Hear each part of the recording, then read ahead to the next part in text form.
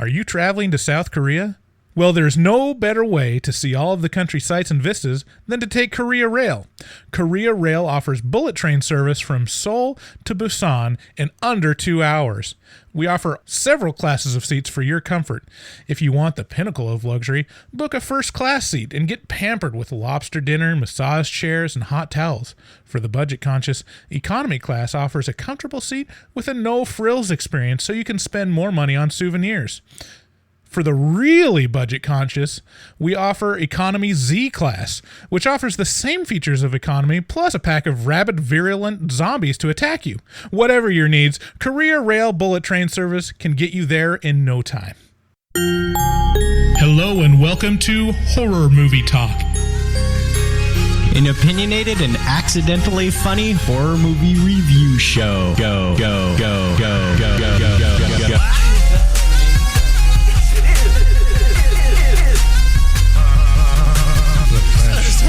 Through the scraggly wood. He had no face! Horror! Sabrina, don't just stare at it, eat it. New theatrical releases always get priority. But we also review older horror movies, both good and horrible.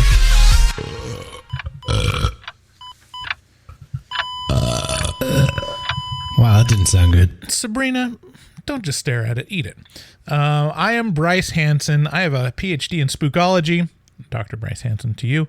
And with me, as always, is Professor David Day. I'm the foremost expert in scare no-nos.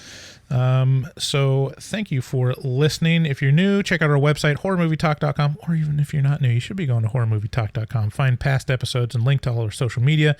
We post new episodes every Wednesday. If you want to leave us a voicemail, good or bad, call us at 682-253-4468. If you didn't catch that number, press rewind. We've got a great show today. We'll be talking about Train to Busan, which is, been recommended for a very long time. Yeah, it makes everybody's top lists. Yeah. In their list. Hey, can I get levels on this puppy? I know I got some for Danger Ops, Prangent Sex, Will It Hurt Baby Top of His Head? So, yeah, this is one that keeps coming up. And you ever get those movies where tons of people tell you this is a fantastic movie and you still can't get over it in your own head? Yeah. You're like, I don't This was care. one. This was one of those. Care. I was just like, I don't care. I don't care. Yeah. I don't care. That's been for the longest time. Now that I've watched it, I'm like, okay, yeah, it's pretty good. Yeah, it's pretty great. It's pretty great. Look, so this movie has a couple things working against it in my personal vendetta feel thing. So I had a strong zombie phase where I just watched every fucking movie that ever was made about zombies ever, including all of the C tier garbage baloney that was put out in the 70s and doesn't make any sense at all. I just watched all of it. And so I just got zombied out. And I got so used to the tropes and stuff that it really made this one and now I'm kind of like, zombies? Oh, okay, fine. Right. Exactly the same reason for me. I've seen enough zombie movies that I'm like, okay, there's little different flavors, there's little innovations every couple decades maybe. Yeah. But for the most part, you know exactly what you're getting. You're getting kind of a grab bag of different archetypal characters being pursued by apocalyptic zombie hordes. And then my wife put a magnifying glass on another foible of this movie. She's like, I turned the movie on. She's like, oh, subtitles. Have fun with your fucking book. And then she just rolled over and fell asleep. But she said it with such disdain. She was like, have fun with your fucking book. and then I was just like, and she has a point. She's like, yeah, if I want to read, I'll read a book, which I don't and I never do. So, yeah, anyways, did I talk about... before we get into it, just want to give description of what we do every episode. We'll start out by giving a brief review on our score for the movie. We score on a scale of 1 to 10. You know how 1 to 10 goes. After we give our score, we'll get into spoilers and take a deeper dive into what we liked and hated about the film. And then later, we're going to play a new game called Too Zombie or Not Too Zombie. Oh, that sounds like fun. Yeah, it's very simple. I'll describe it once we get to it. So yeah, we watched Train to Busan, and it was a bullet train to fun. Hey, I'm not going to play the trailer because it's all in Korean, and you know what zombie hordes and crashes and explosions sound like, and people screaming. It's like that. Yeah, that's the trailer. Except this time they're screaming in Korean. Yeah. It can be found on Shudder as of the recording. It's been on Shudder for a while, so I think it's a Shudder staple. I'm pretty sure it's going to be there, as well as right now it's on Tubi, and Crackle, ad supported for free. Yeah, if you guys want a 30-day free trial to Shudder, you can grab that by entering HMT at checkout, and that gets you a 30-day free trial instead of the stupid fucking 7-day free trial that we hope dies and goes to hell. Yeah. So the synopsis for this is very easy. Like any zombie movie, it's very easy. This one is about a father who takes his daughter to her mother's house in Busan on a bullet train during a widespread zombie outbreak that spills onto said bullet train. Wacky hijinks ensue. It's crazy. It's a zombie movie. I mean, you know what you're going to get into. Yeah, it's more people getting bitten, more zombies equals more fun. So I'm pretty jaded on zombie films. The variation of content in zombie movies only barely beats out the variation in content found in slashers. Like, you know exactly what you're getting with these subgenres. It's a very simple premise. You get some super simple human story with the backdrop of the zombie apocalypse. Rinse and repeat.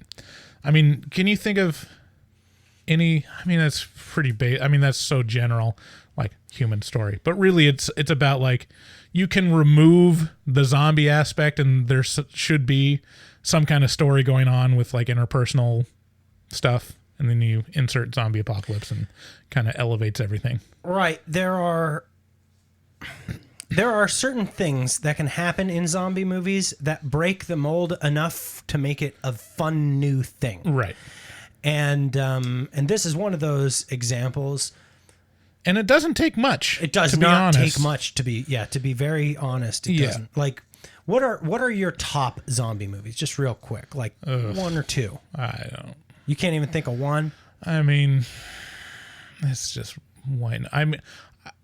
I'm pretty averse to zombie movies because there's not one that I super care about. This is probably the closest I've gotten to like actually really enjoying a zombie movie. Right. I mean, Night of the Living Dead, just because for historical reasons. Sure. I think that goes without saying. I think that's anybody who has respect for the zombie theme. Yeah. I mean, they all kind of run together. There's better ones, there's worse ones, but there's not really. I don't really have favorites necessarily. Yeah, I like Return of the Living Dead, and 28 Days and Weeks Later. Like, those are perfect. Yeah. I really love 28 Days and Weeks. I really love it. Yeah, those ones are really great. I just don't remember anything about them other than just kind of the general feel. They spin it into a much more real life feeling thing where it's like, no, it's not some sort of the dead have come to inherit the earth. No, it's the rabies, some weird virulent form of rabies that spreads, which is both terrifying and seemingly possible, you know? Right. Like, if you really want to see how good and how fucked out zombies can be, just watch The Walking Dead. You'll get the full range of like, there's a couple seasons that are absolutely great. Yeah. And then a whole swath of seasons that are just like, this is just so boring. Yeah. There's nothing. And the zombies, you realize like, these are the most harmless parts of these shows is the zombies. Yeah. It's like, you become experts at killing them and staying away from them. And then you have to like conjure up some reason why they forget. Right. Anyways, in rare occasions, there are uniquely new interpretations of the zombie genre. This would be one of them. This one takes the runner zombies from 28 Days Later and puts them on a train. Honestly, in describing it, it sounds much less impressive than it actually is. But nevertheless, this zombie film feels fresh and brings a new perspective to the same old story. What this film is really great at is pacing. It's not long, but for me, zombie movies... It's pretty long. It's like 2 hours. Yeah, I mean, it's 2 hours, but I mean, it's not not crazy like a 3 long. hour Yeah, no. long thing. Zombie movies, for me, feel like an eternity. Yeah. There's like, what is Dawn of the Dead? I mean, that's like probably 90 minutes, and it Yeah. feels like fucking forever. Which one, the original or the 2004? The original. Okay. Yeah, no, that's accurate. The new one is the 2004 remake is pretty Yeah, I solid. like. People hate it for some reason. People Like, hate it? I don't I think thought so. people didn't like it. They might not have. It might not have been met with critical acclaim, but I think it's become like Okay. it's like a horror junkies kind of movie. Yeah, I mean, yeah. What's there to complain about? It's so great because in that one they do the thing with the zombie baby, where it's like, oh, that's so fucked up. Like Yeah. she gets infected and then her fetus turns Right. zombie before her, and it like crawls out of her. And it's like, Yeah. whoa, that's such a fucked up idea. Yeah. Spoilers. So again, the pacing is awesome. It kept me engaged throughout. And also since Night of the Living Dead, social commentary has been built into pretty much every zombie movie, and this is no exception. However, it keeps it really simple. The question is, should you help people or not? Right. You'll have to watch the movie to find out. Right. There's a couple interesting things with this movie that make it unique. Number one is it's almost Die Hard. Yeah. It's very action oriented. Yeah. Very, very. They set it on a train, so things are moving fast. There's a bunch of explosions. It's just very action-y. And so it doesn't have this slow feel. It feels fast. It feels explosive and fun. But then there's also this other aspect of like, you get to see this other culture's take on what's important morally, right? Like, where's the magnifying glass of morality going to land? And it's not necessarily where it would land if this was made in America. It's a very Korean take on morality that I thought was simultaneously, oh yeah, obvious, but also, oh, I wouldn't expect this from an American movie, which is like this emphasis on doing what's best for the greater good of the people around you, like being kind to those around you. Not a strong American vibe on that. I don't know. I mean, I think that's pretty... I mean, that's a pretty, like, regular lesson. It as, struck like, me how it was selfish- delivered. The selfish versus, like, Yeah, you may be right. charitable thing. And this is... Usually there's other stuff layered onto it to where it kind of distracts from the simplicity of that. But this one is specifically, like... Should you be helpful of other people in an apocalypse scenario, or should you be looking out for just yourself? Right.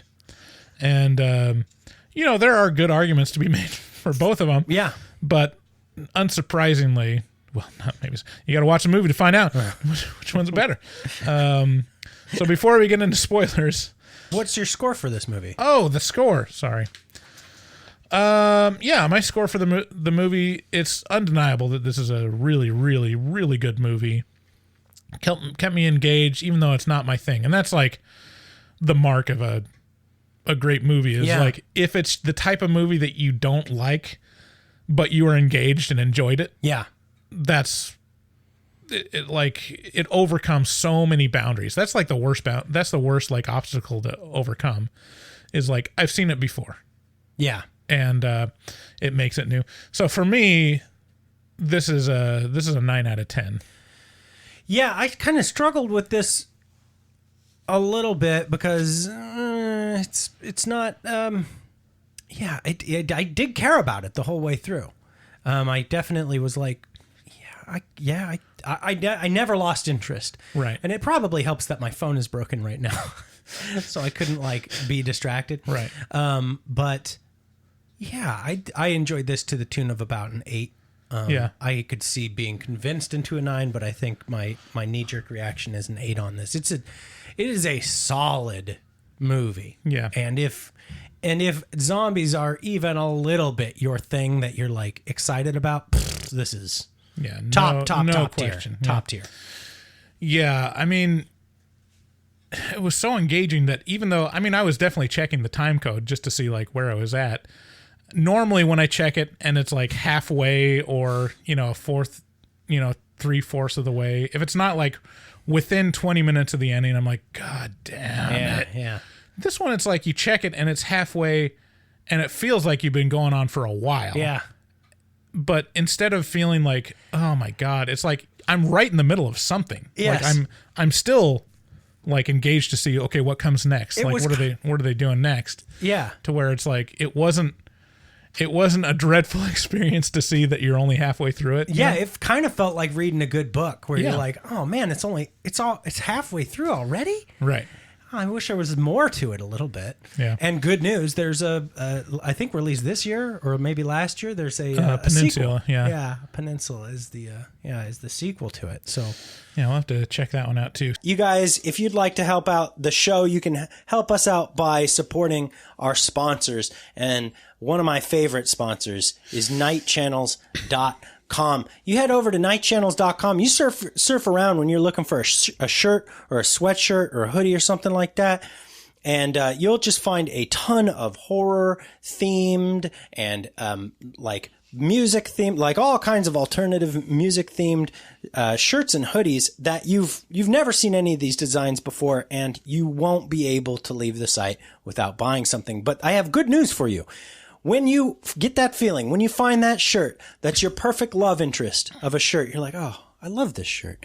You head into checkout with confidence. You got a big, strong dick in your hand of confidence. Wow. And that big, strong dick of confidence is code HMT. You throw that into the Using code HMT is like a thick, ropey load of savings. a thick, ropey load of savings for you to use at nightchannels.com. That gets you 13% off of your nightchannels.com order. And you won't be displeased once your shirt gets to you. You'll put it on and you'll just cream all over again. So, They say sex sells. So we're really hoping this ad read really proves that. speaking of sex selling, manscaped.com sent us their brand new product, the Lawnmower 4.0. I just got it yesterday. Holy moly. Have you been able to use this thing? I got it yesterday, but I didn't get it. I didn't go out to the mailbox till today. So no, I have not. This is all on brand. This is all Bryce. Well, I've gussied up my junk with this thing, and it is even better than the 3.0. Tell me about it. What's the new and improved features on the 4.0? The thing that I like most about it is it comes with a deeper, thicker guard. So you have 2 different kinds of guards now. And I'm not going to lie to you, I shaved my beard with a deep, thick guard.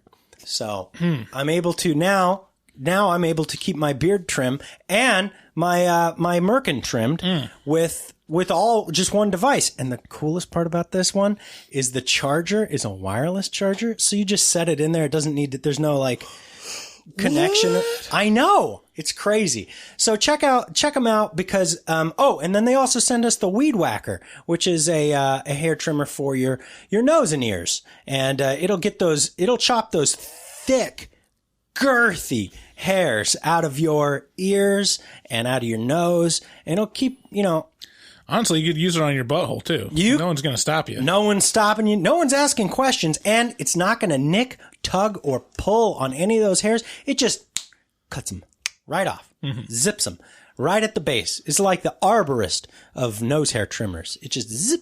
And whenever you use Manscaped, you're not going to hear yourself say, It was an accident. No No you're accidents. You're not going to be like that guy from Sleepaway Camp. And if you use code HMT at checkout at manscaped.com, you get 20% off and free shipping for your whole order. So head on over there. You cannot beat the Lawnmower 4.0. It is a spectacular product. And of course, I love all their scents. I love the crop preserver and the crop reviver. And I always get myself a little bit of their soap. It's a little pump soap, and you can use it on your hair, and you can use it on your balls and your dick and balls. So, before we get into spoilers, we just want to plug some of the ways you can support us. There's Patreon. Go to patreon.com/horrormovietalk, and there you can find plenty of perks to suit your thirst for perks. Your perk thirst. The one that everyone loves, which starts out at the $5 tier, is the Afterpod. We just leave the mics running after every episode and just talk about our lives and what's going on outside of the podcast or outside of the horror genre, and sometimes about that stuff too. And just check it out. You'll find what we do. The other way you can support us very directly is to shop on Horror Movie Talk's shop, which is at horrormovietalk.com/shop. There you can rep the brand, my brand, with Horror Movie Talk t-shirts or stickers. Check out our resident artist, Dustin Goebel. He's a professional artist who fucks hard. He gives us generously of his talents for creating the featured images for each of our posts. If you love the artwork and the brand that we've created here with it, that is 100% Dustin. Yeah. Did you see the one he did for Rosemary's Baby? Oh, it's beautiful. It was so gorgeous. Yeah. Like her hair with the sunlight coming through it was just like, oh my God. And if that's not fucking Mia Farrow, I mean, it was like a picture quality of her. He's really great. So if you want to commission him to do some artwork for you, he is happy to do that for HMT fans. Contact him at dgoebel00 on Instagram. That's at DGOEBEL00 on Instagram to make your artistic dreams come true. If you want to leave us a voicemail, ask questions, tell us we're pieces of shit, call us out on any number of things, or just tell us that I have big tits and a tiny vagina.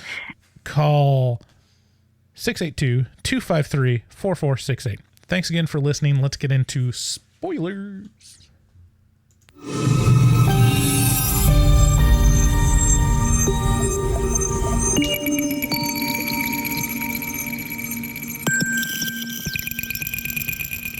Spoilers. I love your first points. There's just a minor leak in the biotech district again. It didn't even occur to me. I think that's a line from the first couple of minutes. Maybe. It's just a minor leak in the biotech. It's like, okay. The biotech district had a leak? That doesn't sound good. It sounds like, it sounds alarming. It's like, Can oo bleed while oo are pergert? help. So it starts out it's got the slow roll to it, but it starts out like the dread pretty early because it's got some farmer driving up to an area, and I can't remember exactly what it is, but I think he's like, oh man, you guys got another quarantine thing again? They're like, yeah, it's just some fucking deal. It's not a big deal. It's just a little thing. Don't worry about it. They don't know, And he runs over a deer.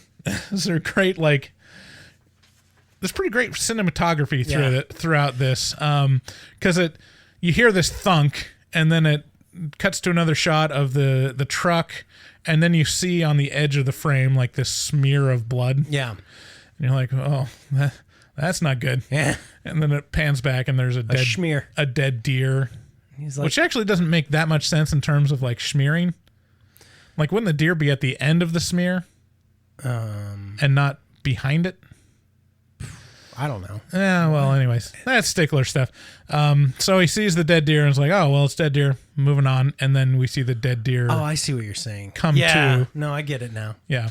Comes to with the white eyes and it's like, meh, which is a great image of like the zombified deer, which is one of the most innocuous animals you could see as like a villain. I'll graze you to death. I'll hoof you. I tell you what, I really, there is a little bit of that dread every time you're going into, if you're a tremendously lazy, gross American, every time you go into a movie with some subtitles, you're kind of like, oh, I'm so fat and ugly and I just wish I didn't have to read. But there's also this cool thing. Anytime I get to see a movie that isn't made in America, you kind of get a different. It's almost like the trends, the filming trends are a little bit different. Yeah. And so, like, in this particular movie, they had this real reverence for the background. Like, you always got these vistas. You always got, like, to see through the window. That is always kind of blurred out in American movies, but was kind of left crisp and clear in this movie. Anyway, maybe it's the fact that it's a different country and it looked different to me, but it felt like the filming style kept it was a little bit different, and that was kind of interesting and fresh. So I appreciated that. I mean, that's the benefit of foreign films is you get a little spice. Yeah. You get a little spice to like, what are they emphasizing? Like, what are the cultural like touchstones that I don't understand that like just feel weird but add something unique to it? It's really tiresome to continually watch movies made in America and nothing changes in terms of like filming styles or in script dialogue or something like that, where you don't even realize what you're missing out on until you see something like this. Well, good news. There's lots of China pandering to come up in the film industry. That's where all the money is. Yeah, no kidding. So watch the Meg. He's already proven himself aggressive towards boats. Oh. So the main story surrounds a father-daughter story. The daughter Swan wants to go to Busan to visit her mother because her dad is basically non-existent in her life because he's just constantly at work. Buy low, sell high. Mm-hmm. Yeah. And we're showing him like fucking up her birthday because he gets her a Wii, which she already has. Yeah, she has it, and it's not even taken out of the box. She's like, look at my other Wii in the box. And to his credit, we do see him feel shitty about it. He does care, but also it's not enough to feel shitty. Yeah. Everybody feels shitty. Good point. So finally he kind of acquiesces and says, okay, because she's like crying in her bed because she's like miserable living here with just her dad. So bad for her throughout this movie, where she just realizes what a piece of shit her dad is, and he kind of like realizes that she realizes it, and he's like, what can you do? Yeah. So he finally says, okay, we'll go to Busan. We'll go to your mother. Jesus Christ. Your family's like juggling children up there. Just rolling bowling balls, and I just texted Aaron to tell her to keep it down. We'll see how that goes. Sometimes the studio HMT isn't the best audio circumstances. We could use a whole lot more Patreon support so that maybe we could rent a studio. Right. Let's build an underground. It's all in how you word it in the taxes, right? So this is the studio. Yes. Right? Studio space. Exactly. And HMT has to rent it, but you give it to them rent free, so that's a write-off. Right. Right. So they're making their way towards the train, and there's like little hints. As you do. They're leaving very early in the morning. It's like pre-dawn, and they almost get sideswiped by like a line of fire trucks. Yeah, a huge line of emergency vehicles. And they're like, what are they doing so early? Emergencies don't happen in the morning. And and then Suan like holds her hand out, and it looks like there's snow, but it's actually ash falling on her hand, and you're like, oh, well, that's not good. And they make their way to the train. We're introduced to some of our other, character archetypes that get on the train, including the conductor, some of the train attendants. There's a baseball team. There's the oh no. Oh wait, hold on. There's the Pargant woman and her husband, and who else? There's also the douchey businessman who's a douchey businessman, and then there's also a man who comes running onto the train at the last second, and he's apparently homeless. Right. And he keeps spouting things like they're all dead. They're all dead. Well, yeah, I don't think we're actually showing him running on. The infected person we're showing running on, and it's a lady that's like crazy. I don't remember him. I think no, he does in that same sequence. He's like, I gotta get in there. I can't really recall exactly. Really? I was too busy focusing on the Am I Pargant? lady. Because there was it felt to me, maybe I just missed it, but it felt like a fake out because we're skipping ahead slightly. We're shown like the infected person jump on the train and kind of like convulsing on the ground and doing something else, and then we're left there to cut back to like the normal stuff happening, and then all of a sudden we get a call to the train attendant, and they're like, something's happening in this bathroom. Yeah, someone's not doing good. And so I assumed it was this lady that was convulsing and stuff, and probably jumped into a bathroom. But then when he opens the door, it's just some homeless dude that's like ranting about everyone's dead. Yeah, there's a lot of bathrooms in this. Yeah, bathrooms are a huge part of this movie because there's a pregnant lady in one. Am I Pegnate? Mm-hmm. Help! And then they continuously. I mean, look, it's a train. There's only so much variation from car to car, and each car has a bathroom. So deal with it. Bathrooms. Yeah. Okay. So.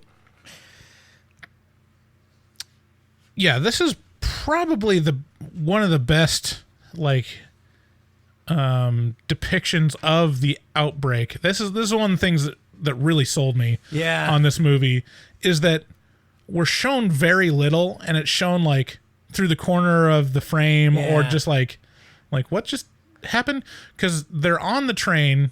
We see someone like jump on that was obviously infected. And we're like, well, what's going on there? And then it shows like a perspective from the train platform looking up at like above, up the stairs where people are like crossing over to other platforms and stuff. And it looks like there's people just milling about watching some kind of fight happen. Right. There's some kind of chaos happening up there, and there's a crowd of people, of onlookers, but we're not actually shown what's going on.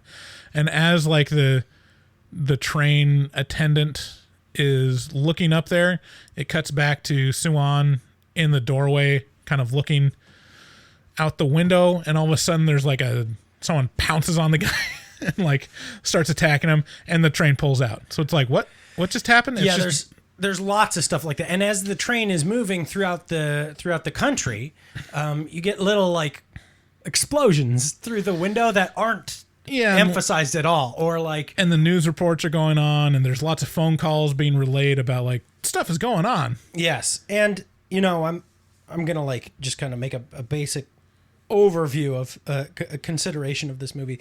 This is, as far as zombie movies go, the ferocity of the mobs in this movie are second to none. Right. It is like a wave of. Right. It's like water. Yeah. There's a couple wave zombie moments that are pretty great. This takes, and they're used pretty sparingly to where it's still very effective. Unlike, I haven't seen it, but from the trailers, it looks like World War Z is like, oh, okay, come on. That's where I was going with this, which is this takes the World War Z wall of zombies concept and makes it liquid, and like just takes this wave of angry, like fast moving, angry zombies that are ferocious. Yeah. And so actually, Keith, our blogger, wrote a blog about this a year or two ago, and it's a blog that does pretty well, and it's about shamblers versus runners and the gradual progression of how zombies work from when they were introduced with Night of the Living Dead all the way into present day, and how they keep speeding up. And this is, I don't know how they could get any faster than this. Well, not just like the speediness of the zombies themselves, but the speediness of the transformation. Right. It's like, it goes from, it used to be like, oh, you're bit? Uh-oh. Hide it from people. A day later, you might be showing signs. Oh, he's getting sick. He must have the flu. Wow, he's getting really sick. He must really have a bad flu. This, if somebody sneezes and doesn't cover their mouth like an inconsiderate asshole, then basically whoever you sneezed on is a zombie within seconds. Mm-hmm. Yeah, and so that's happening. I mean, we see like the lady that hopped on the train attacks one of the train attendant ladies, and she's like instantly infected. Mm-hmm. She like pops up after like 2 seconds, is like, I'm a zombie, and starts attacking everyone. So like the wave of zombies, it goes from one zombie to 30 within like seconds. It's very quick. Yeah. While stuff is happening, there's kind of a setup of like Suwon is meeting some of these other archetype people, like the Pregnant lady and her husband and the asshole COO. I'm just gonna not even try to say the character names, because number one, maybe this is assuming too much, but I don't think people are gonna remember the characters by their names if they're ugly Americans. So I'm just gonna say, no, that's fair. I mean, I'm just gonna say it's the pre-gat lady and her husband, or the douchebag COO. Anyway, she meets them.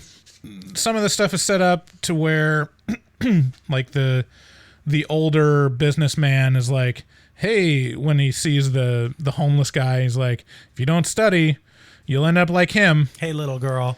And she's always so wise beyond her years. She's like, this is an example of like this continuous trope throughout movies. This never ends, which is the kids know best. Right. Kids always are smarter than adults in every movie. Yeah. All the time. And if you have kids, you know that that's not true. They're huge assholes to each other and to you. They're dumb. They're slow. They're incapable all the time.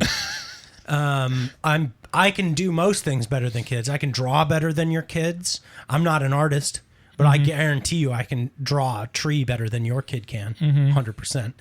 I mean, I'm not good at basketball, but I can beat them at like it just goes on and on. Right. Anyway, so she says to that, he's like, hey kid, better study or else you're going to end up like that. And she goes, my mom says that people who say that are terrible people. And he goes, sounds like your mom dropped out, which is a good snap. Like, right. It's like, shut the fuck up, kid. I'm smarter than you. Here's my joke at your joke. Which is like, number one, you agree with the businessman, because it's like, yeah, we're homeless people. Was there a huge percentage of them that were super successful earlier in life? All right. I'm just going to bet on it's not a huge portion.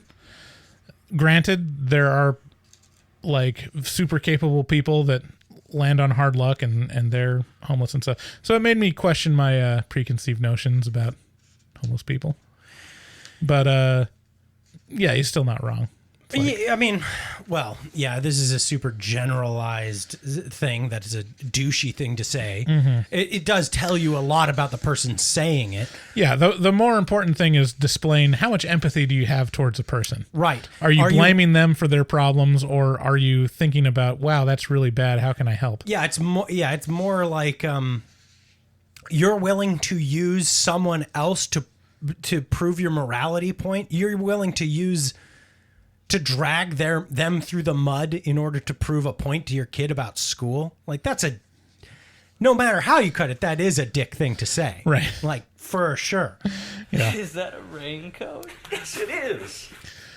The one thing that's great about these zombies, and a credit to the actors, like the body movement is fantastic on these. Like the acting of just the contorted body movements, they commit to it. Sometimes on zombie movies, you kind of get like, oh, I'm kind of shaky. Like, boo. There's a thing in... And this one's like, they are contortionists, like going for it. Yeah, there's a very strong element of like contortion in a lot of the Japanese films that I've watched. And it seems to hold true for Korean films, but it's like on meth. It's like, in this, it's like, oh, man, they are moving very quickly in weird ways. And sometimes it doesn't take very much. It just takes throwing your arm up behind your head kind of in a wacky way and running. Yeah. You know, like while wiggling. That's like a Jim Carrey move. Right. Like early Jim Carrey stand-up. Yeah. Getting caught in wind. Woo! Yeah, exactly. Yeah.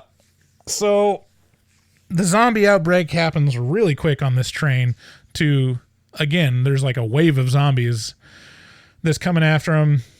And so there's like a stampede of people that are not infected to try to get off of it. And then there's a moment where the girl and her father are like faced with either saving or closing the door or letting the Pregnant woman and her husband through the door. And the father's like, listen, honey, in this type of situation where everyone's going to die, you really got to be focused on yourself. Like really, like the most important thing is self-preservation. And we can't just be, risking our life for some random Perginat lady. We got to, save ourselves. And so, of course, there's a moment where they're behind the door. They're the second to last people through. And guess who's the last people just behind him? Is the buff guy and his Pregante lady. And they're faced with a decision, and they eventually let him through. And the strong man is not happy with this. Like, what the fuck was that, buddy? But so it's Can't you see that my wife's Pregat well, it's kind of an interesting take, because as a man, I think very much in this selfish way of like, oh no, I can depend on myself very, very much when it comes to, but in the case of this little girl, this little child, basically, more from a child's point of view, you really do have to rely on lots of people all the time for all kinds of things, because you're inferior, because you're a little child. And everybody can do things better than you. So as a child, it's a totally different viewpoint than mine, which is, look, I gotta like suck a couple dicks around here. Like, I mean, that's not what I mean at all. But at the same time, it kind of is, because it's like you rely on other people for your safety, right? Because they're bigger and better at all this stuff than you. It's surviving. Yeah. I mean, if you're a little girl, under 10 years old, and you are an absolute dick to people around you, you're liable to get punted off that train. Or a boy. Yeah. Oh, well, Okay. They figure out pretty quickly that the zombies only attack when they see people. And so this is a cool thing. Yeah. The cool thing, the Pregnart lady devises a genius solution, which is throw some water on the window and then put up some newspaper. Yeah, this whole game of how do you survive the zombie is my favorite part of zombies. Right. Playing how do you do the thing? How do you get your way out of any given situation? So as long as the zombies don't see anyone, they kind of just mill around and are just waiting for their next meal to amble in. So for the time being, they seem to be safe. And all the stuff is still happening. It seems to get more widespread. People are getting phone calls. The father gets a phone call from his mother during her transformation, and he realizes, like, oh shit, this is everywhere. They're on their way to Busan, but there's several stops along the way. Yeah. And we find out, like, oh no, you're not going to stop there because it's overrun. And then the place that they say is safe, shocker, it ain't safe. They stop there anyway. They stop there anyways, and they're like, oh yeah, this is protected by the military. And when they get there, it's completely empty. And this is a great scene, a great reveal. Yeah. Like everyone's milling off and they're like walking through this completely abandoned train station, and then they get on this escalator down, and we see like just the boots appear of like a huge crowd of military people, and we hear them like making zombie sounds. We're like, uh-oh. But it's great because you're on an escalator down. Right. So it's like you have to fight against the going down of the escalator just to get out of there. Right. It's basically being fed into this gigantic wall of zombies. Yeah. And the father and Suan get the inside scoop that they don't go to the main square. They go to the east square, and then someone's contacts will sweep them up. And so they're kind of like go off on their own and let the schmucks go forward, because they find out like if they go forward, they're going to be quarantined, which I don't know what is such a big deal. It feels so quaint to think that being quarantined is a bad thing. I know. It's like this is how you stay yeah, safe. what are you complaining about, asshole? Well, I mean, in this sort of scenario, being quarantined means waiting for the people around you to turn and then them turning you. Yeah, I guess. So it's cutting between the father and daughter, and the homeless guy kind of tags along, and then jumps to the people on the escalator, where it's really focusing on the baseball players and the strong man and his wife. And then it's revealed that, oh yeah, all these military people are zombies, and there's a huge horde and wave of zombies that start charging them. For some reason they can outrun them, even up a escalator, but a much smaller group gets back on the train. Yes. Yeah. Basically, we have this stop weeds out all of the extra characters, and now we just have our strong characters. Right. We have your homeless man, you have your CO, your dickhead COO, you have your pregnant. Could I be pregonate? Your pregnant wife and the strong dude, and you have all these people who Oh, and then there's also the cute girlfriend and the baseball player. Right. Right. So when they get back on from the station, they're separated. The survivors are kind of separated between cars, and between them are various other cars that are filled with varying levels of zombies. And so like this middle portion of this film is like, how do we save the people that are surrounded by zombies? How do we get to the other people? Yeah. And I don't know about you, but it doesn't need to be gone terribly in depth. It's a lot of action, It's like, this is just standard action stuff, like creep through the zombies. The one really notable part of this is we learn that tunnels make it dark in the train, and zombies can't see well in tunnels. Basically, right? Their night vision is very poor. So really, to solve everything, they should just take their coats off and cover the zombies' heads, because we see that happen at least once, and it seemed to work very well. Yeah, I mean, really, the thing to do would be to take the shirts of all the zombies and just flip them up over their faces. Do like a hockey player fight. Right. Just hey, I'd like to ask you a quick question. So I don't know if you're aware of this, but in American culture, there is a weird sort of fetishization of some Asian women. Oh, and sometimes people fetishize pregnant ladies. That's true. That is also true. But were you? It's a weird thing to say any of this out loud. You want me to self-incriminate? No. Have you ever known any dudes who have just been like inordinately like fixated on like Asian girls or something like that? Have you know what I'm talking about? Obviously.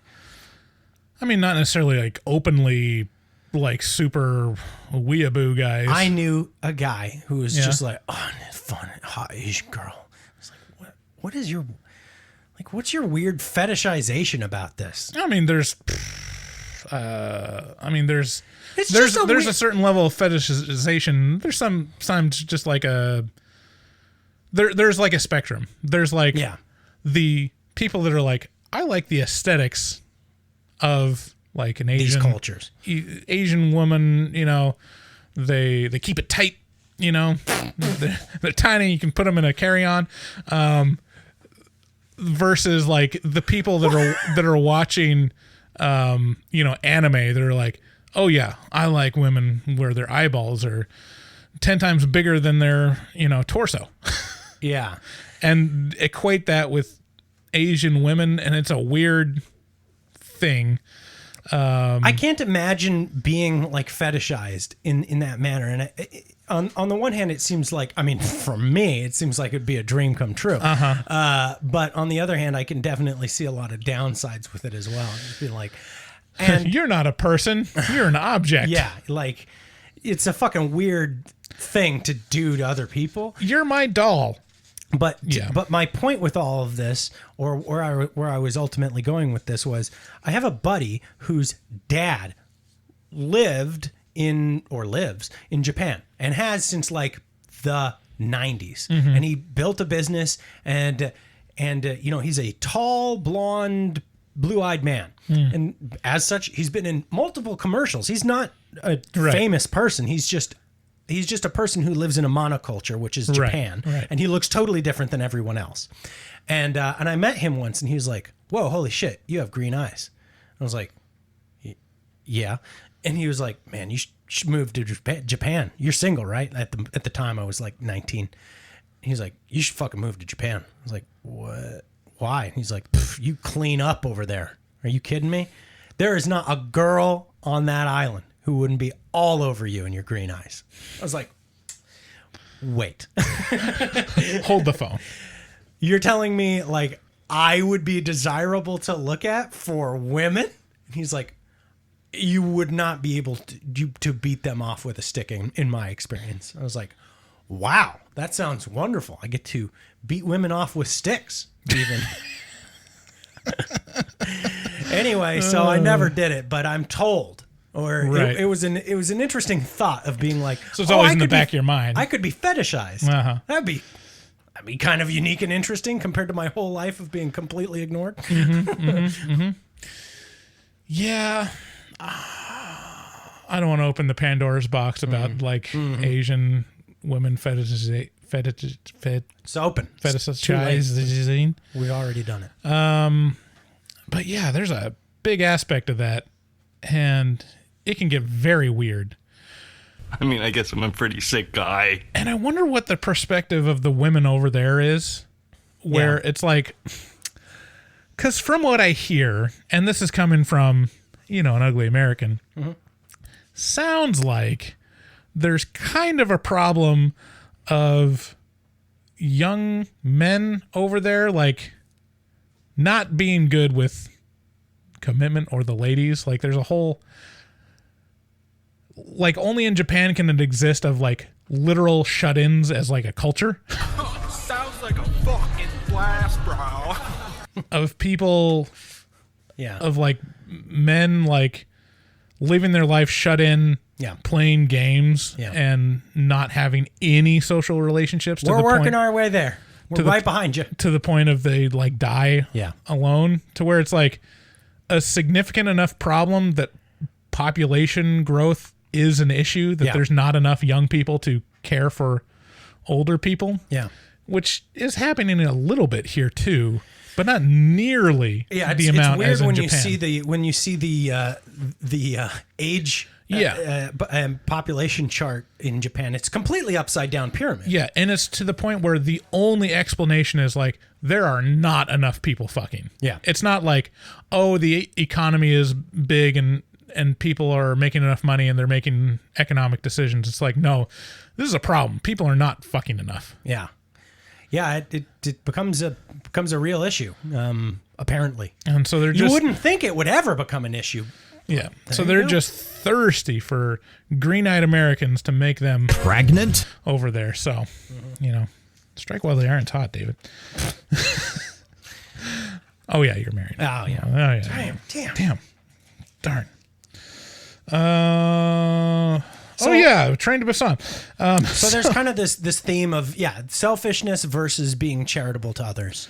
Yeah, and there's kind of a revealing moment where the daughter is kind of fed up with her father's shit, and he's like, "You only care about yourself. That's why mommy left you." Can you imagine a bigger gut punch than that line delivered by your little girl?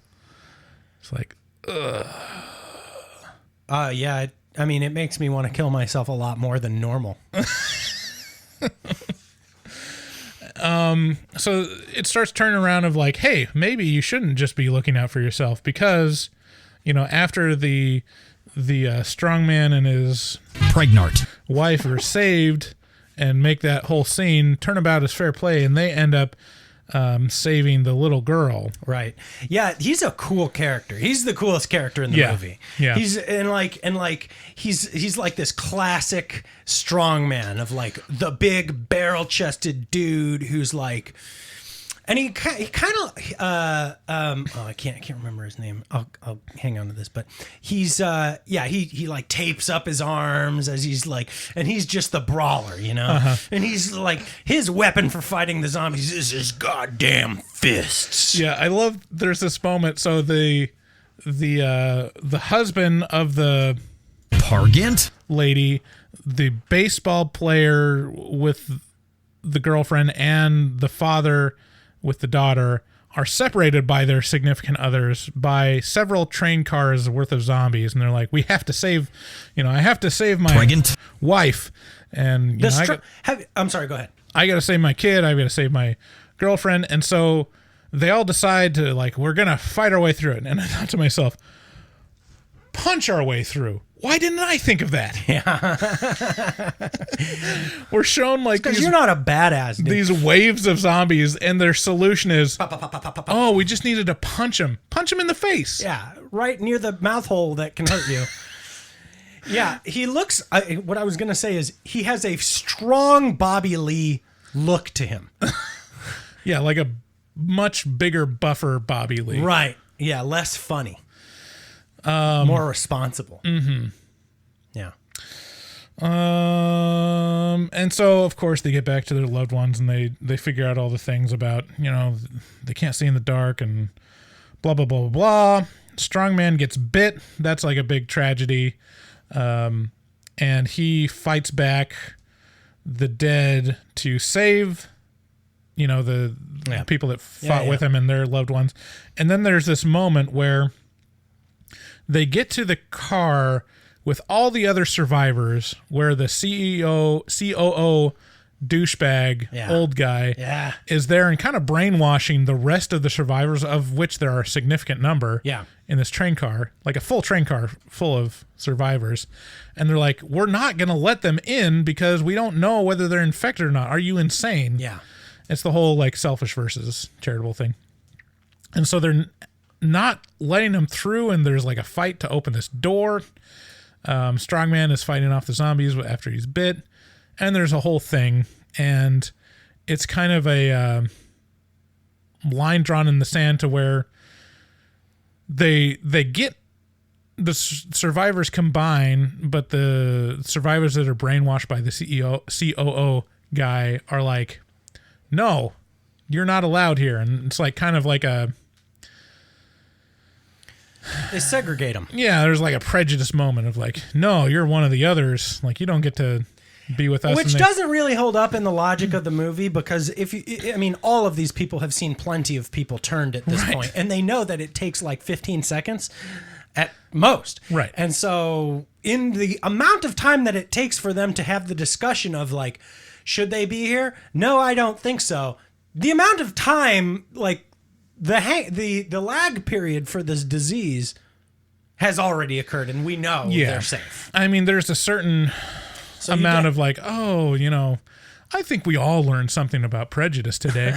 Like, it's a little bit heavy-handed on that. Right. But they segregate them, they put them in like the baggage cart, and of course, immediately they get... Doesn't pan out well for anybody. It does not pan out well for anyone. And now we get to see the true separation. Now a lot of people fall in this next,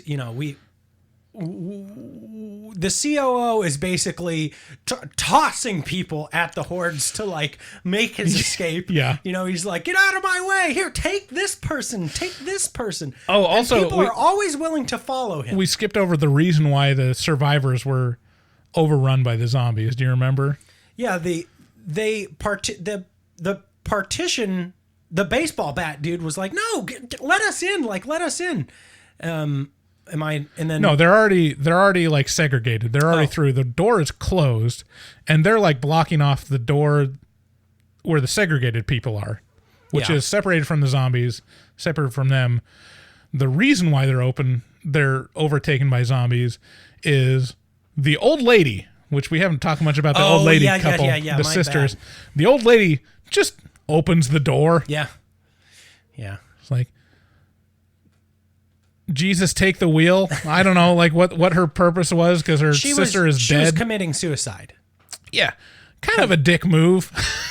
Yeah, no doubt it was a dick move. So like there's a zombie infection, and then there's also an apathy infection happening in this movie, and she's infected with apathy to where she's like, fuck life and fuck all these people because I don't care, and then they get overrun. So really the answer is don't be around selfish people. So yeah, the rest of the movie is them kind of like, I mean, there's lots of stuff happening. Yeah. It's a whole action vibe. We could go into detail, but I don't think we need to. Watch the movie. It's great. It's got a real dark ending. Oh man, I teared up a little bit at the end because like the dad learns the lesson the hard way, you know, but also like he makes the ultimate sacrifice for his daughter, and it's touching and it's so sad. Yeah. But definitely a worthwhile movie. So final recommendations on this one? This is a classic, you know. I mean, it's an obvious zombie movie, top tier zombie movie. Yeah. You know. I mean, this has got to be a top 10 zombie movie now. Oh yeah. Yeah. Like top 5 almost. Yeah, I agree. It's a great movie, and it's got a real strong message, which usually zombie movies do. The good ones do. The bad ones are just, if they're void of a message, man, fucking get out of there. Like, just if you can't. I mean, is it really a strong one? It feels a little phoned in, of just like wheel of morality, turn.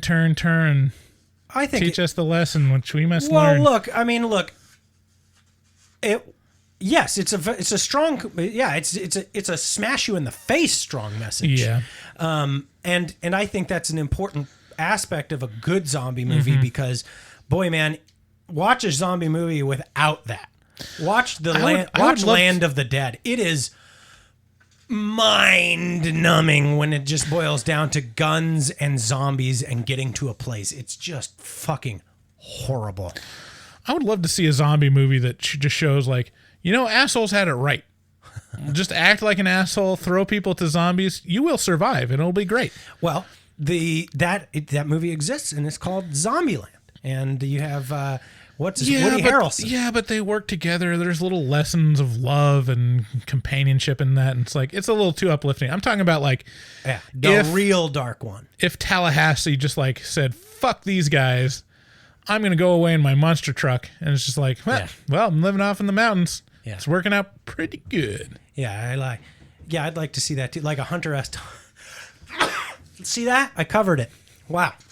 David's so salty that I didn't cover my mouth. I can't believe in this time. I'm sorry, David. I'm really sorry. I apologize. Is there something I can do to make it up to you? Yeah, just cover your mouth for the rest of your life. Okay. Just cover it when you sneeze. Will do. So, no, but like I think that part could be played by like a Hunter S. Thompson kind of character who's just nuts. Yeah, which is kind of Tallahassee's character. Yeah. Anyways, yeah, it's definitely worth seeing. Check it out. Train to Busan. We'll have to watch. I mean, now that I've watched it, I kind of do want to see. I kind of do too. Now I may just watch it here. It can't. I mean, I can't imagine it has the magic that this one does. I don't know, but it's got the DNA. It has to have the DNA of the action zombie stuff. So. All right, so let's move on to our new game, Too Zombie or Not Too Zombie. Okay. That is the question. In this game, I'll ask you, David, or no, I'll not ask you. I'll tell you a title to a horror movie. Okay. And you have to tell me whether it's a zombie movie or not. Just Okay. based on the title. Some of them, there are one or two that should be easy, but we'll see. It looks like audiences and critics did not like Peninsula nearly to the extent that they liked Train yeah. to Busan. Oh, the other thing I was going to say, like, how inevitable is the American remake of Train to Busan? It has to happen. I don't know. It has to happen. I don't know, man. Trains here are not significant in the way that they are in Korea, All you got to do is say, we finally got it. Just do it in the near distant future of we finally got that train from San Francisco to LA now. Subway to 42nd Street. Yeah. That's the way it is. Finally got that train from Philadelphia to New York. It's like the bullet train. Yeah. The only one that exists in America. And then you got it. Is there a bullet train that goes from Philly to? I mean, there's so many plans for this is where we should have a bullet train.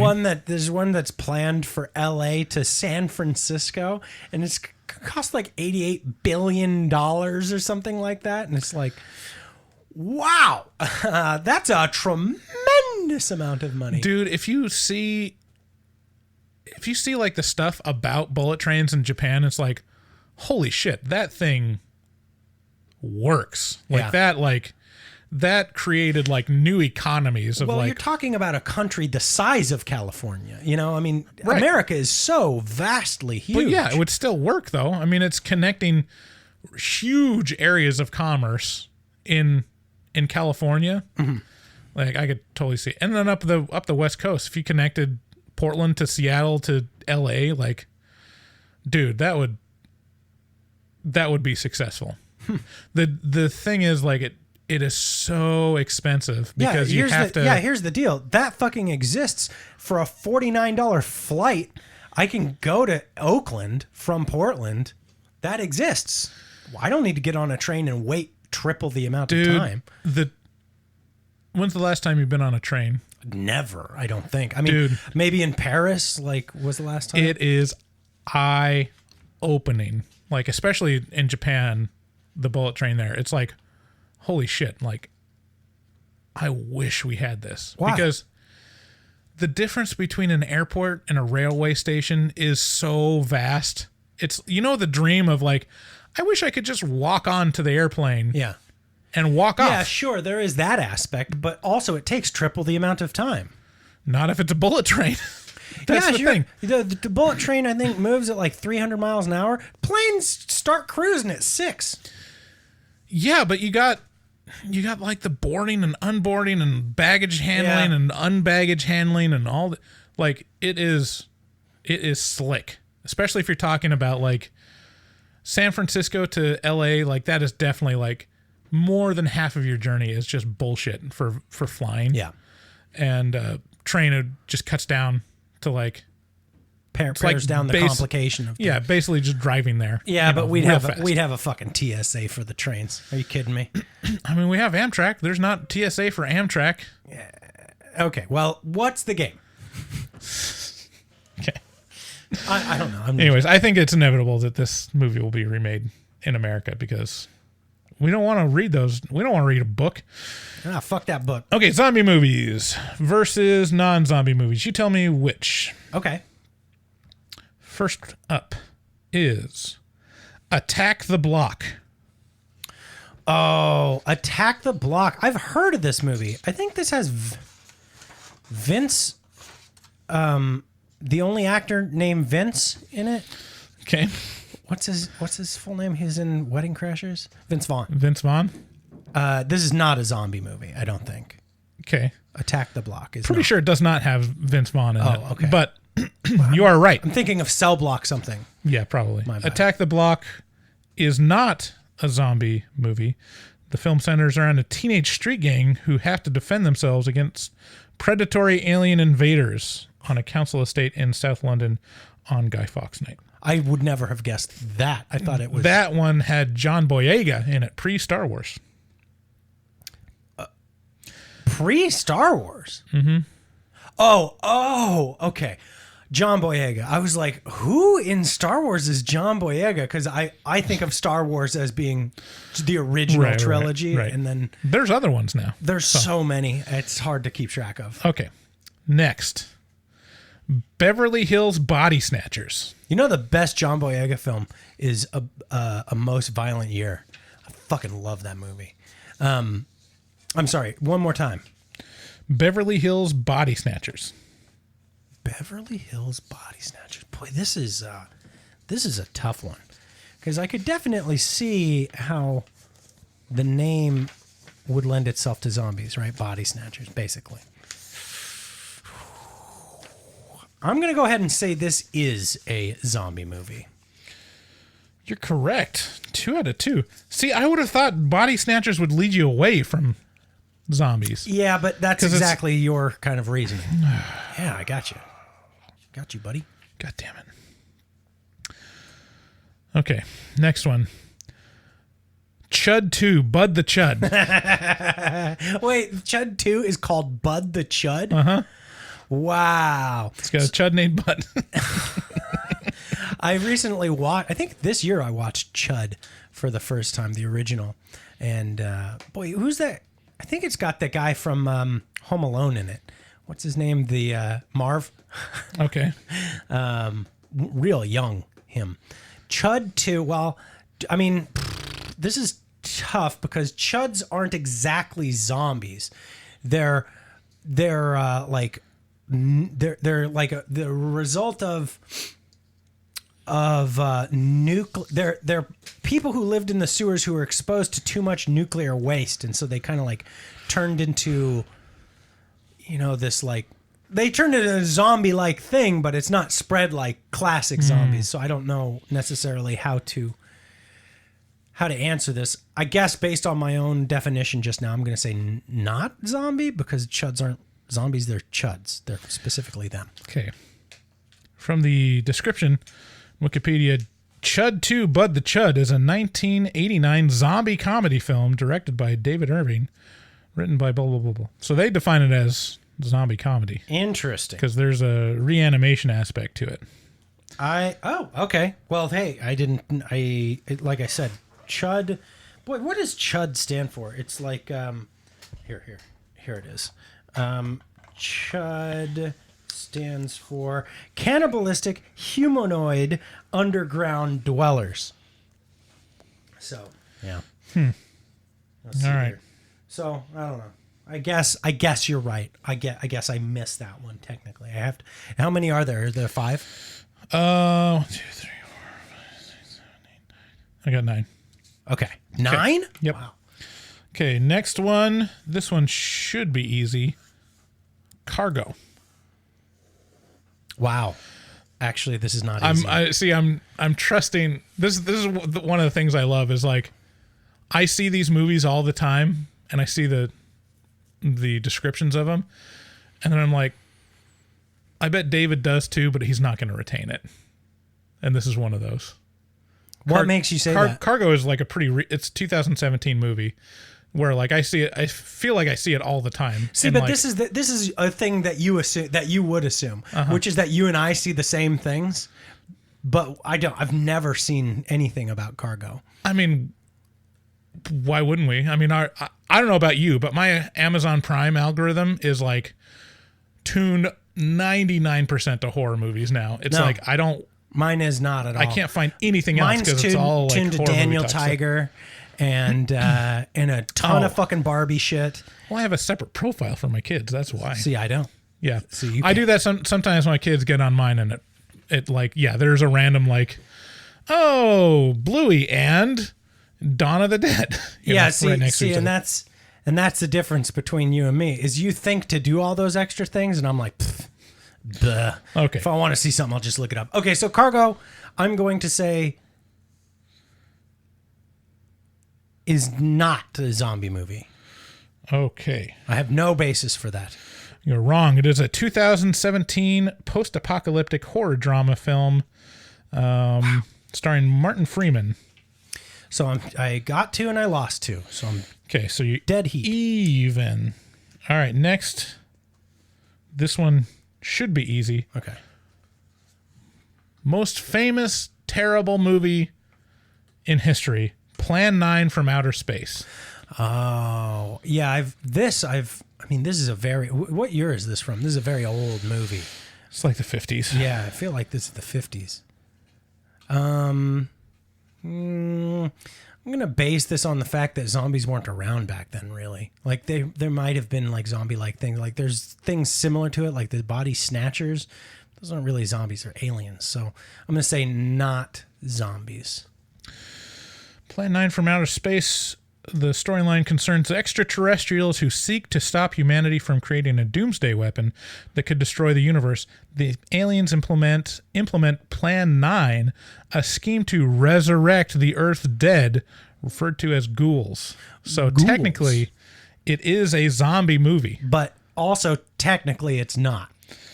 No, it was listed in the zombie horror movies. Because they by whom? There's undead in it. By Vox. By someone. Yeah. Doesn't matter for my purposes. It's a zombie movie. So it's not. Zombies had not been created by then. Sure they have. No, 1968 was the creation There were of zombies. zombies before. No, there wasn't. Sure there was. No, there wasn't. They're a little different than the zombies we have Right. now, but they're undead, resurrected.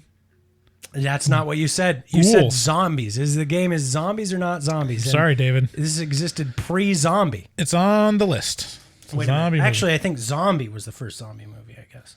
Let's see here. Z-O-M-B-I? No, zombie is not the first zombie. No? I don't recall. First zombie movie is it's the voodoo version of zombies. Oh, yeah, like White Zombie. Let's see. First zombie movie. Let's see. Yeah. White Zombie is the first zombie movie. Released back in 1932. Yeah, Haitian voodoo zombies. Right. Yeah. Okay, so it did it. I guess it technically could be a zombie movie. So I'm now 2 for 3. Mm-hmm. Is that how you say that? You're 2 for 5. Okay, 2 for 5. Okay. Next, Dead Silence. This is about a doll, I think. Or no. This is about the guy who can't see, and so he has to hear the intruders into his house, I think. So this is not a zombie movie. You're right the first time. It's about a puppet. Oh, it's about a puppet. But you are correct. Okay. Next, this is So now another I'm 3 for 6. 3 for 6, so you're tied. Okay. Wow. This one should be an easy one. The Dead Zone. The Dead Zone. I don't know this one. I know. This is another one that I knew I was going to love. The Dead Zone. Boy, it sounds so zombie. It also sounds so Twilight Zone-y because of the zone. Right. Could really go either way. I'm gonna flip a coin on this one and say it's not a zombie movie. You are correct. I'm eking out a little bit. The Dead Zone features Johnny Smith, played by Christopher Walken. Well, there's a couple different versions of the Dead Zone. The most known one is Johnny Smith wakes from a coma due to a car accident, only to find out he has lost 5 years of his life, yet gained psychic powers for seeing the future. He appears to be a gift at first, but ends up causing problems. So this is like a Stephen King story where he can see how people are going to die, basically. Yeah, he's got the shin. Okay, so you got one up on it. Okay, so I'm 4 for 7. So if I get one more, that's all I need.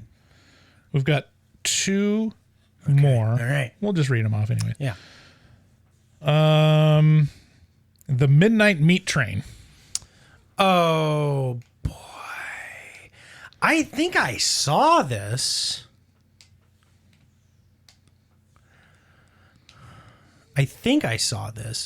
Or maybe what I saw a movie based around a train that was driving through snow, like nothing but snow, very high up. It was like No, it's not that one. Oh. It's not that one. Midnight Meat Train. Boy, if you ever If you ever made a zombie movie sounding name, this sounds like it. I guess I gotta flip a coin on this one. I really don't know.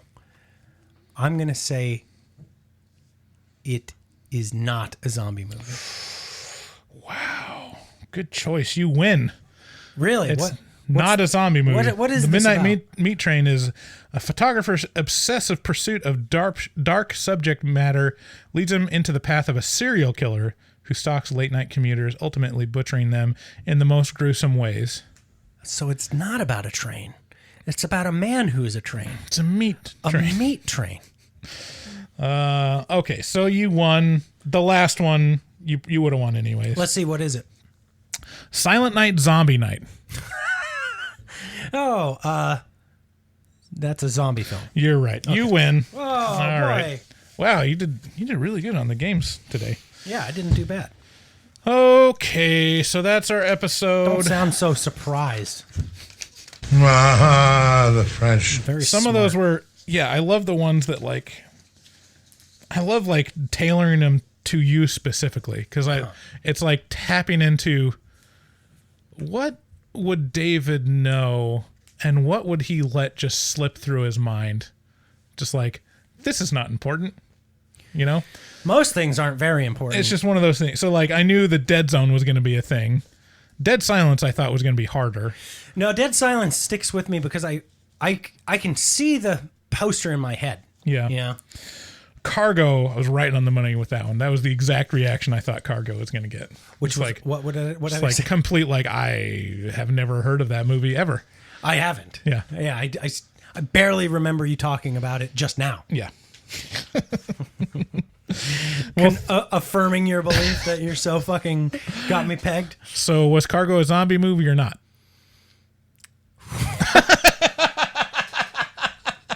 Which one is it, David? It was. Yes, okay. You're right. Okay. Yeah. The flop sweat when I asked that. It's great. Okay. Thank you guys for listening to another episode of Horror Movie Talk. We sure do appreciate it if you share this episode with a friend or just tell people about the show because that's mostly how we grow. And the other thing that you could do for us that costs you nothing is just give us a rating on, Apple iTunes or Apple Podcasts, Stitcher, whatever it is. Just throw us a rating. Nice run. And if you want to support us more directly, go to our website, horrormovietalk.com. There's a couple links up in the top. There's a link to our Patreon and a link to Amazon. That if you're going to spend on Amazon for Christmas or stuff for yourself, just click through on that button and we'll get a little taste of that. Thanks again to everyone that supports the show. We'll see you next time. If you want to leave us a voicemail in the interim, 682-253-4468 is the number to call. We love you. We love you guys. Bye. Bye. Bye. Bye. Have a good week. Looking for a podcast full of burps and gas, perverted cast, skinny and fat? Look no further. Horror Movie Talk is accidentally funny, begs to donate money, fake sponsors for dummies, and so much more. New episodes every hump day. They'll pickle your dickle for foreplay. Patreon members have it your way. Vote for a movie every month for the review. Choppa choppa, don't just stare at it, eat it like a taco. Put your tongue through the phone, hoodie, Picasso. Look at them hot kids swear not a pedo. Got me too'd with Cosby eating jello. Pudding Pops done gave Bryce flatulence. Drain addict Dave doesn't give a shit. 1 through 10, is it horrible or excellent? Oil me up, daddy, is dinner rumps. Kiss Bryce Hansen. Look at them hot kids, Chris Henson. Masturbate with a crucifix, exorcist. Face huggers, chest bursters, alien. Linda Blair peed on Sigourney Weaver. I know it's true cause it came from social media. Patrick Bateman can't understand you. Stab you to death for rotten Apple reviews. Opinionated podcaster with a doctorate. Spookology, doctor of philosophy. Bad gastritis, need colostomy. Turn Patreons into human centipedes. David Doobie Day, scare no expert. And global fucks hard, professional sexpert, afterpods, taglines, and porno flicks. American Psycho, them guys pretty sick. Chopper, chopper, don't just stare at it, eat it like a taco. Put your tongue through the phone, hoodie, Picasso. Look at them hot kids, swear not a pedo. Got me too'd with Cosby eating jello. Pudding Pops done gave Bryce flatulence. Train addict Dave doesn't give a shit. 1 through 10, is it horrible or excellent? Oil me up, daddy, is dinner rubs. Nothing good happens in the woods. Always get more than you bargain for. Got a pickle to dickle, machines tickle bitties. Killer on the phone, ain't no Sharon Stone. Vancouver, Portland, Oregon, and organs. Corona, COVID, curse, Lorona. Green River Killer, because reasons. Hallway of poop monster kids screaming. Ain't your ordinary dingleberry itinerary. 30-day shutter and jump scares ain't fucking scary. Time for the spoilers with jokes and tropes. Use their white socks to catch their loads. Just show 'em one titty, pretty. Paganism you should worship, they Teflon dicks. Pacific Northwest, let them see one breast. Shifty ass, stay spooky, poor man's digress. Bugsy, HMT, horror movie talk. Hold on, they don't like Halloween. Fuck them.